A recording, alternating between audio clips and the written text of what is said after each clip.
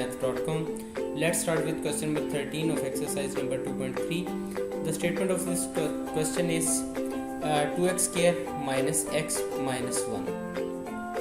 अब इस क्वेश्चन को भी हम ये जो माइनस एक्स है यानी इसमें जो सेंट्रल पार्ट है इसको हम लिख सकते हैं यहाँ पे। देखिए 2x स्क्वायर तो वैसे ही आ गया, ये जो माइनस एक्स है इसको हम लिख सकते हैं माइनस 2x प्लस एक्स और साथ में माइनस 1 हमारा इसी तरह से आ जाएगा। सिर्फ हमने ये जो माइनस एक्स है इसको यहाँ पे माइनस 2x प्लस एक्स करके लिख दिया। अब इन दोनों पार्ट्स में से हम 2x को कॉमन ले लेते हैं, तो एक तो हमारे पास यहाँ पे x रह गया, यहाँ से 2x जाएगा तो यहाँ पे 1 रह जाएगा, सो x माइनस 1 आ गया। इन दोनों में से हम प्लस 1 को कॉमन ले लेते हैं, प्लस 1 को कॉमन लिया तो यहाँ भी हमारे पास x माइनस 1 रह जाएगा।